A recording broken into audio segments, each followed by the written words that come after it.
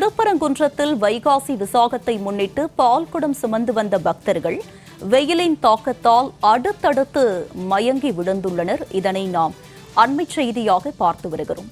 திருப்பரங்குன்றத்தில் வைகாசி விசாகத்தை முன்னிட்டு பால்குடம் சுமந்து வந்த பக்தர்கள் வெயிலின் தாக்கத்தால் அடுத்தடுத்து மயக்கமடைந்துள்ளனர். இதனை நாம் அண்மை செய்தியாக பார்த்து வருகிறோம். கொளுத்தும் வெயிலால் பக்தர்கள் அவதியடைந்து வருகின்றனர். அடுத்தடுத்து மயங்கி விழக்கூடிய நிலை அங்கு ஏற்பட்டிருக்கிறது. இதனால் அங்கு ஒரு பரபரப்பான சூழல் ஏற்பட்டிருக்கிறது. வைகாசி விசாகத்தை முன்னிட்டு திருப்பரங்குன்றம் சாலை முழுவதும் பக்தர்கள் கூட்டம் நிரம்பி வழியும் நிலையில் அங்கு பால்குடம் சுமந்து வந்த பக்தர்கள் வெயிலின் தாக்கத்தால் அடுத்தடுத்து மயக்கமடையும் நிலை ஏற்பட்டிருக்கிறது.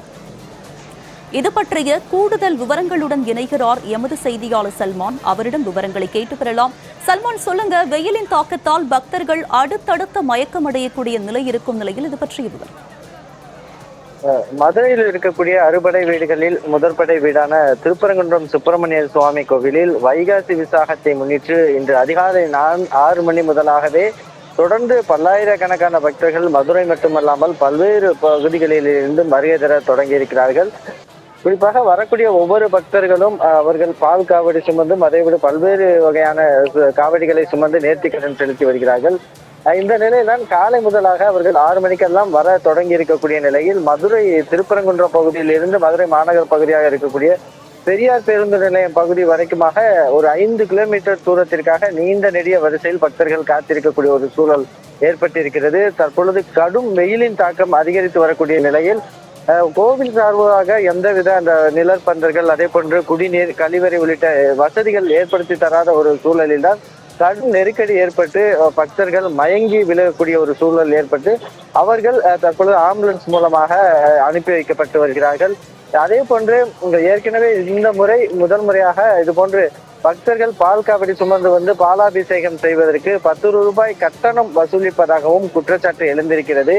அதே போன்று இந்த பாலாபிஷேகம் செய்யக்கூட பாலானது முழுவதுமாக கழிவுநீர் வாய்க்காலில் அரசு மருத்துவமனை வரைக்குமாக செல்லக்கூடிய அளவிற்கு அந்த சுவாமிக்கு அபிஷேகம் செய்யக்கூடிய பாலும் முழுவதுமாக அந்த கழிவு நீரில் கலக்கக்கூடிய ஒரு நிலையை பார்த்து பக்தர்கள் மனவேதனை அடைந்திருக்கிறார்கள். தொடர்ச்சியாக தற்போது வெயிலின் தாக்கம் தொடர்ந்து அதிகரித்து வரக்கூடிய நிலையில் பக்தர்களின் வருகையும் அதிகரித்து வருகிறது. எனவே ஒவ்வொரு பக்தர்களும் உடல்நிலை உபாதை ஏற்பட்டு அவர்கள் உடனடியாக மயங்கி விழக்கூடிய ஒரு சூழலில் ஆம்புலன்ஸ் மூலமாக அனுப்பி வைக்கப்படுகிறார்கள். அந்த அவசர தேவைக்கு வரக்கூடிய ஆம்புலன்ஸ்கள் கூட அந்த கூட்டத்திற்குள் வர முடியாமல் நீண்ட நேரமாக காத்திருக்கக்கூடிய ஒரு சூழல் ஏற்பட்டு வருவதால் அந்த பகுதியில் ஒரு பரபரப்பான சூழல் நிலவுகிறது. இதுபோன்று பக்தர்கள் ஏராளமானோர் வருகை தருவார்கள் என தெரிந்தும் கூட கோவில் நிர்வாகமோ அதே போன்று அந்த பகுதியில் இருக்கக்கூடிய மாநகராட்சி நிர்வாகம் காவல்துறை உரிய முன்னேற்பாடுகள் செய்யவில்லை என பக்தர்கள் கடும் குற்றச்சாட்டை முன்வைக்கிறார்கள். எனவே இனியாவது இந்த தற்பொழுது தொடர்ந்து பக்தர்கள் மயங்கி விழக்கூடிய சூழலில் இனியாவது காவல்துறையினரும் கோவில் நிர்வாகமும் முன்னெடுத்து பக்தர்களை பாதுகாப்பதற்கான நடவடிக்கைகளை மேற்கொள்ள வேண்டும் எனவும் கோரிக்கை எழுந்துள்ளது. விவரங்களுக்கு நன்றி சல்மான்.